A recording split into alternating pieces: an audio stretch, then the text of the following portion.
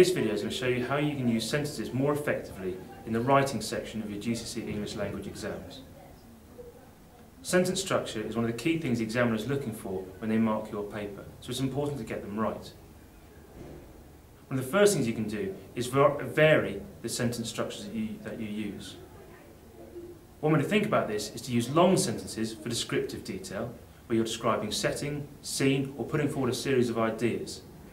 You then use short sentences to add impact to your writing. This can often be used most effectively if a long sentence is followed by a short sentence. Okay, let's look at this in practice. Here's a question from a recent GCSE English Language exam.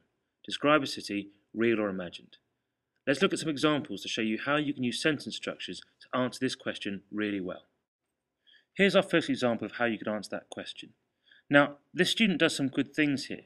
They try to create a sense of setting and try to create a sense of mood through how they describe that setting. However, there are two main problems with this extract. First of all, the language isn't as powerful as it could be. They tend to be a bit repetitive in the language they use. They use words like bright and brightly very near to each other, which makes it sound boring and repetitive. But the main problem is the way they use their sentences. First of all the sentences are of the same length. Listen to how they sound. The lights of the city were bright. They shone into the dark sky. They lit up the streets brightly.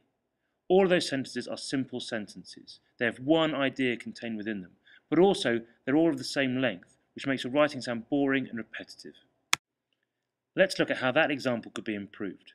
First of all, let's take one of those simple sentences and turn it into a longer, more descriptive, complex sentence that contains more than one idea.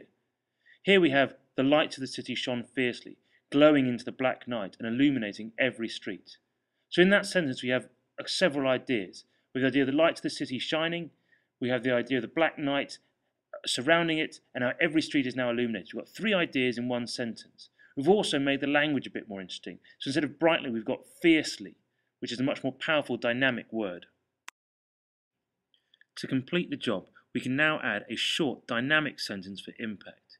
Here the candidate has added, fear was all around. So the long descriptive sentence, which gives you a sense of mood and of setting, is now followed with a short, punchy sentence, which creates a sense of impact in the candidate's writing. However, you need to be careful that your sentences don't run on too long. The danger is that your sentences become rambling.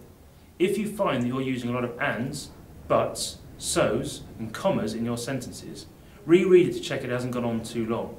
If you think you've tried to cram in too many ideas into one sentence, you might be better off breaking it down into 2 or even 3 shorter sentences. Again, let's look at an example from the same question as earlier. Describe a city, real or imagined. In the centre of the city, lots of people were walking around and waiting to go into pubs and clubs, but there were too many people, so lots of them had to wait on the streets, and there was lots of police there waiting in case there was any trouble. Now again, one of the problems here is the language isn't as engaging as it could be. It doesn't really describe, it more just lists a number of things that are happening. But the main problem is the fact that there are too many ideas trying to be condensed into one sentence. It comes across a long, boring list, and there's no impact to the writing. The candidate would be much better off breaking it down into shorter, more manageable pieces of information and giving each of those sentences more impact. So, to recap, you need to vary the lengths of sentences you use in your writing. Use long sentences for descriptive detail and use short sentences for impact, and especially try and get the two near to each other. But be careful your sentences don't go on too long. If you're using lots of so's, ands, because and buts and commas, you may want to split your sentences down into shorter sentences.